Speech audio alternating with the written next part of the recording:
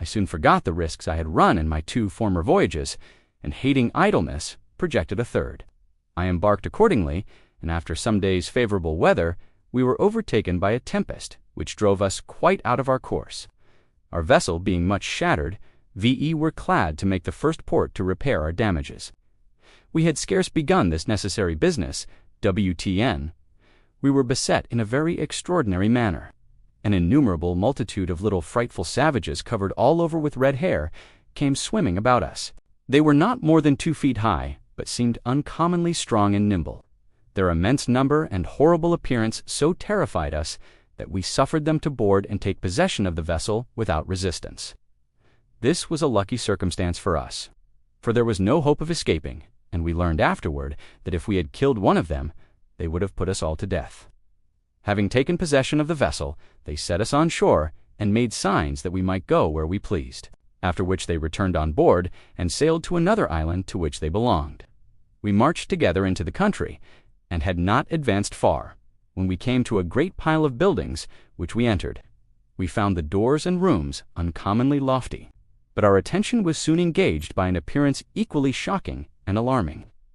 On entering a vast apartment, we found various fragments of human bodies and a parcel of spits on which they had evidently been roasted.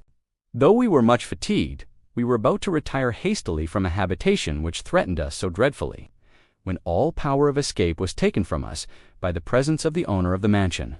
He was a tremendous black giant, as high as a tall palm tree, with only one eye in the middle of his forehead, which looked as red as a burning coal. His teeth and nails were long and sharp, and his mouth resembled that of a horse. The sight of so frightful a figure rendered Yue immovable with horror. After surveying us for some time, he took me up by the nape of the neck, and felt my body as a butcher would his sheep. Finding me very thin, he set me down and took up another.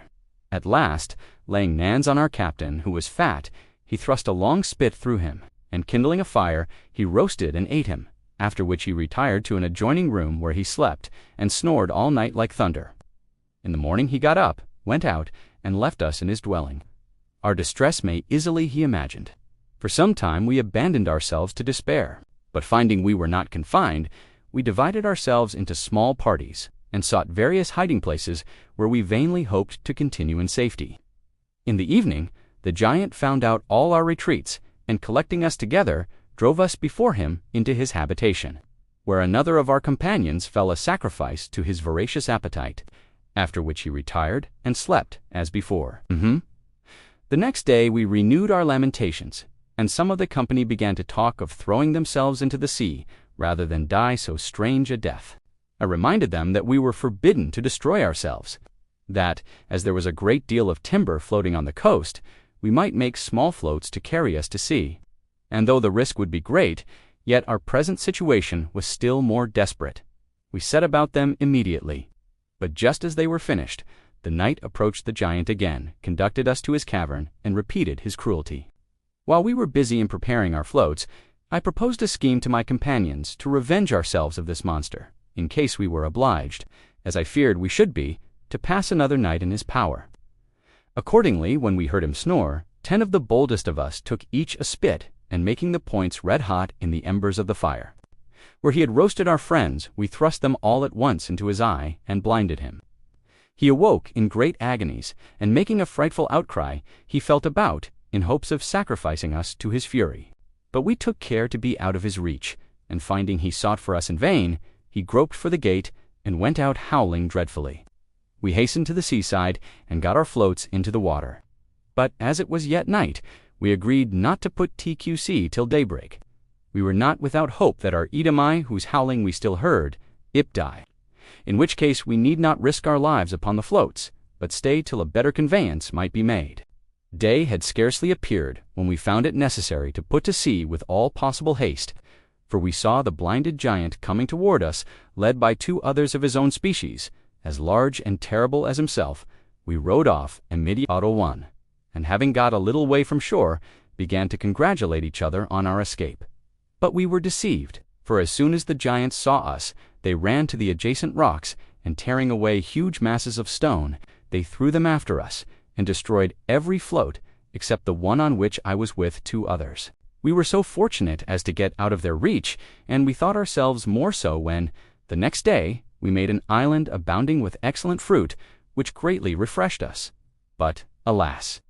Another danger awaited us, no less fatal and horrid than that which we had fled from. As night approached, we took refuge in a cavern we had discovered and fell asleep. But were soon awakened by the approach of a prodigious serpent, who, seizing one of my companions, notwithstanding his utmost efforts, crushed his bones to pieces and swallowed him up before us, after which the monster retired, leaving us unhurt but terrified beyond expression. The day following, we passed in fruitless endeavors to escape from this new distress. But the tide having driven our float among some concealed rocks, we had not strength to disengage it, and were obliged, by the approach of night, to seek shelter on land. To avoid the serpent, we sought out a very high tree, which we climbed almost to the top. In a short time the tremendous monster appeared, hissing horribly. He came immediately to our tree, and winding himself round the trunk, he ascended with much ease till he reached my companion, who fell an unresisting sacrifice to his voracity. In the morning I descended from the tree, and passed the day in a state of stupefying horror. Toward evening I began to recollect my situation. I gathered together a large quantity of dry faggot wood, with which I formed a circle round the tree. The serpent came at the usual hour, but was prevented by the rampart I had made from approaching me. He continued, attempting to force his way till day appeared, when he retired. Though I had reason to be satisfied with my escape, yet the terror of my situation, and even beyond that, the poisonous breath of the serpent, had made the night inexpressibly terrible. Rather than pass such another, I determined, if I could not remove the float, to tear off a single plank and put to sea upon it. I went down to the shore to execute this purpose, when I saw a ship at a considerable distance. I presently loosed my turban, and displaying the linen, made signals of distress. Fortunately, the captain perceived me, and sending a boat for me, brought me safely on board. My joy at this deliverance could only be equaled by the benevolence of the captain and merchants, who heard my story with wonder and relieved my necessities with great liberality. The ship was of Balzora, but first bound on a trading voyage to Salabat. I had reason, therefore, to hope I should soon reach Narai native country, though not with my usual increase of fortune.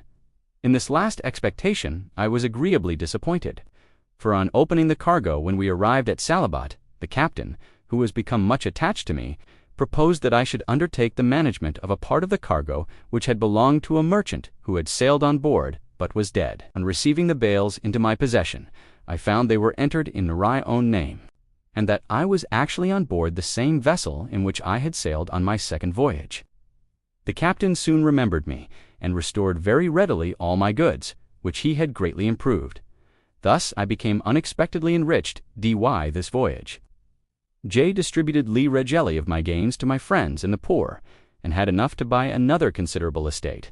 Tomorrow continued Sinbad, presenting the port.